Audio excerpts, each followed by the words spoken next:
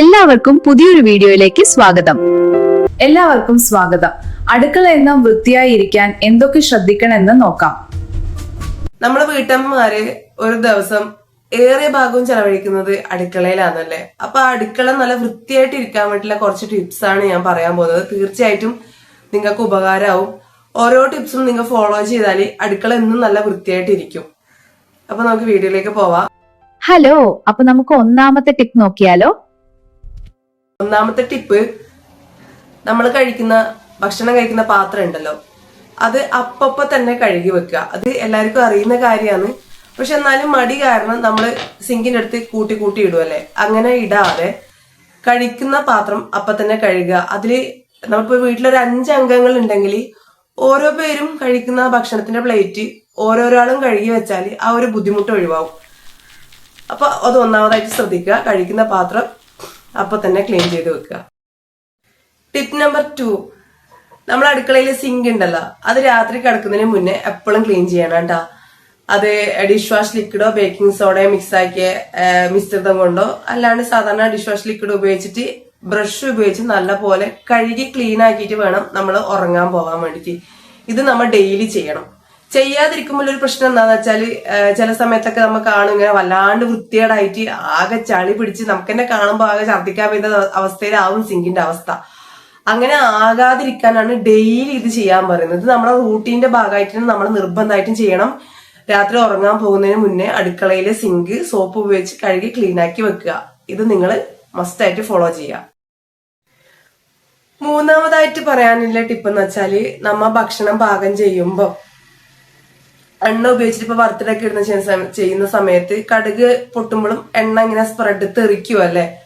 പിന്നെ കറികൾ ഇളക്കുന്ന സമയത്ത് അത് ഇങ്ങനെ ഗ്യാസ് സ്റ്റൗവിന്റെ മേലെ വീഴും, അല്ലെങ്കിൽ കൗണ്ടർ ടോപ്പിലേക്കൊക്കെ നമ്മൾ ഇങ്ങനെ വൃത്തികേടാവും. ഞാൻ എന്താണെന്നറിയോ ചെയ്യുക, നമ്മൾ അടുക്കളയിൽ എല്ലാവർക്കും ഒരു തുണി ഉണ്ടാവില്ലേ, ആ തുണി വെച്ച് അപ്പൊ തന്നെ ആ എണ്ണ നമ്മൾ വറുത്തിട്ട് കഴിഞ്ഞതിന് ശേഷം ഓൺ ദ സ്പോട്ട് തന്നെ ഞാൻ ആ ഗ്യാസ് സ്റ്റവ് ക്ലീൻ ചെയ്യും.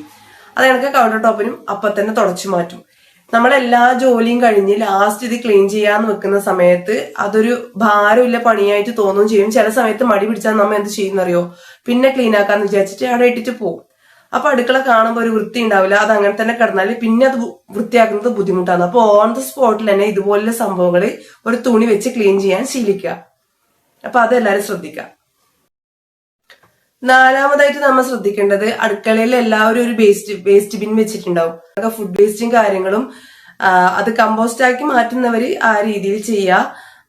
അപ്പൊ നമ്മള് ഒരു ദിവസം നമ്മ ആ സ്റ്റോർ ചെയ്ത് വെച്ച ഫുഡ് വേസ്റ്റ് നമ്മൾ അന്ന് തന്നെ അത് ആ വേസ്റ്റ് ബിന്നിന്ന് ക്ലീൻ ചെയ്യാൻ മറക്കാൻ പാടില്ല.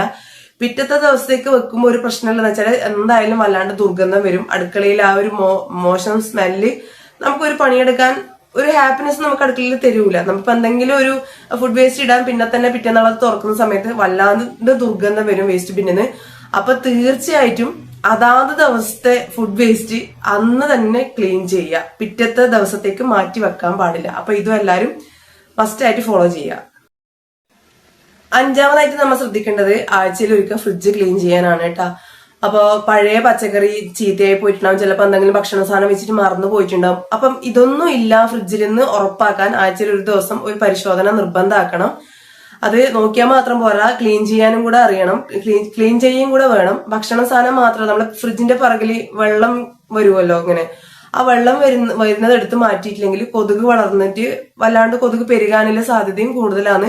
അപ്പൊ അതിന്റെ വെള്ളം മാറ്റുന്നതും അതെനിക്ക് ഫ്രിഡ്ജിന്റെ ഉള്ളിൽ ക്ലീൻ ആക്കുന്നതും, പഴയ പച്ചക്കറി സാധനങ്ങൾ ഉണ്ടെങ്കിൽ എടുത്ത് കളയുക, ഭക്ഷണ സാധനം ഉണ്ടെങ്കിൽ എടുത്ത് കളഞ്ഞിട്ട് ക്ലീൻ ആക്കിയിട്ട് വെക്കാനും നിർബന്ധമായിട്ടും ശ്രദ്ധിക്കുക. അപ്പൊ ഇതും കൂടെ ഫോളോ ചെയ്യുമ്പോഴാണ് നമ്മളെ അടുക്കള എന്നും വൃത്തിയായിട്ട് ഇരിക്കുന്നത്.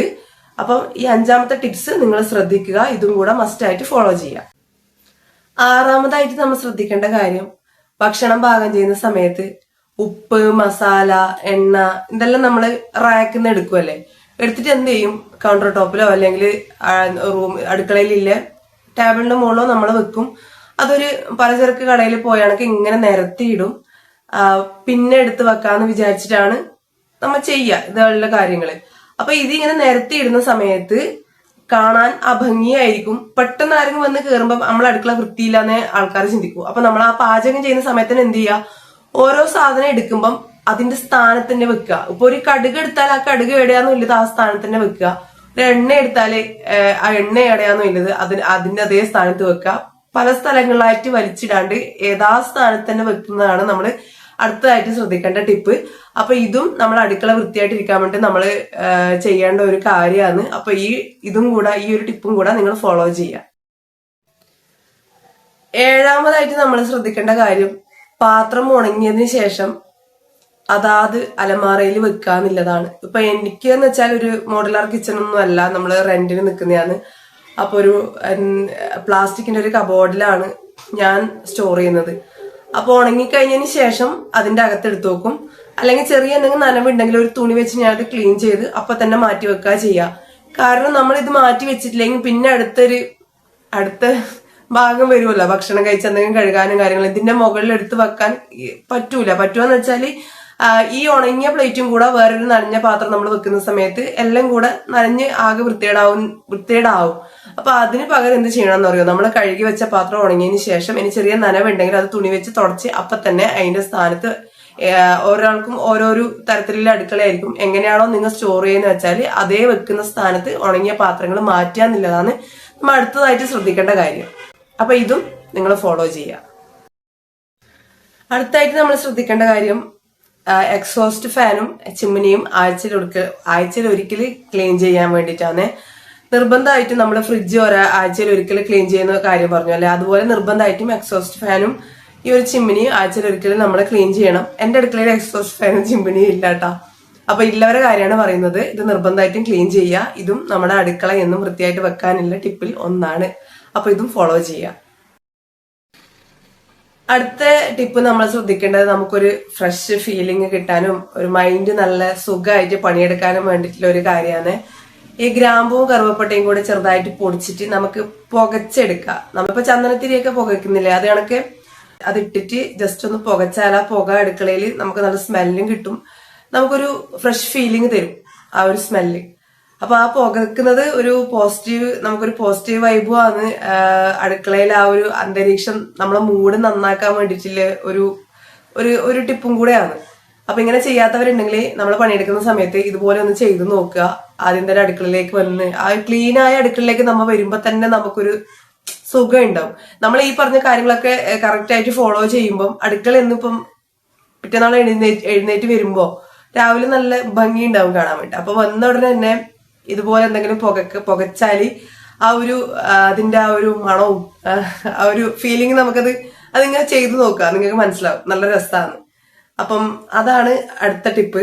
ചെയ്യാത്തവരാണെങ്കിൽ ചെയ്തു നോക്കുക. ലാസ്റ്റ് ടിപ്പ്, 10ാമത്തെ ടിപ്പ്, ഡെയിലി നമ്മൾ മടിയില്ലാതെ ചെയ്യേണ്ട കാര്യമാണ്. അടുക്കള ദിവസവും തുടക്കണം. രാത്രി പണി കഴിഞ്ഞ് എല്ലാം ക്ലീൻ ചെയ്ത്, കൗണ്ടർ ടോപ്പും ക്ലീൻ ചെയ്തു, അടുപ്പും എല്ലാം ക്ലീൻ ചെയ്ത്, പാത്രം എല്ലാം കഴുകി വെച്ചതിന് ശേഷം തുടക്കുന്നവര് അന്നേരത്തെ തുടച്ചിട്ട് കിടന്നുറങ്ങുക. രാവിലെ എഴുന്നേക്കുന്ന സമയത്ത് ഞാൻ ഇപ്പൊ കുറച്ച് നേരത്തെ പറഞ്ഞാണൊക്കെ നമുക്കൊരു മൈൻഡിന് ഭയങ്കര ഒരു സമാധാനമാണ് അടുക്കളയിലേക്ക് വന്ന് കയറുന്ന സമയത്ത്. ഇനിയിപ്പോ രാത്രി തുടക്കാൻ മടിയില്ലവര് പിറ്റേന്നാള് രാവിലെ എഴുന്നേറ്റ് തുടക്കുക. ശരിക്കും പറഞ്ഞാൽ രാത്രി തുടച്ച് കിടക്കുന്നതാണ് നല്ലത്, ആ ക്ലീൻ ആയി നിൽക്കുമല്ലോ. അപ്പൊ അങ്ങനെ പറ്റുന്നവർ അങ്ങനെ ചെയ്യുക. എങ്ങനെയായാലും നമ്മൾ ദിവസത്തിൽ ഒരു പ്രാവശ്യം അടുക്കള തുടക്കാൻ മടിക്കരുത്. നിർബന്ധമായിട്ടും അടുക്കള തുടക്കണം, തറ തുടക്കണം, നിലം തുടക്കണം. അപ്പൊ ഇതും കൂടെ ഫോളോ ചെയ്യുക. എന്റെ വീഡിയോ നിങ്ങൾക്ക് ഉപകാരമായെങ്കിൽ സബ് ചെയ്ത് സപ്പോർട്ട് ചെയ്യുക. വീഡിയോ ഇഷ്ടപ്പെട്ടവർ ലൈക്ക് തരാനും മറക്കരുത്. നിങ്ങളെ വിലയേറിയ അഭിപ്രായങ്ങൾ കമന്റ് ബോക്സിൽ രേഖപ്പെടുത്താനും മറക്കരുത്. അപ്പൊ അടുത്ത വീഡിയോയിൽ സന്ധിക്കും വരേക്കും വണക്കം. ബൈ അച്ചു.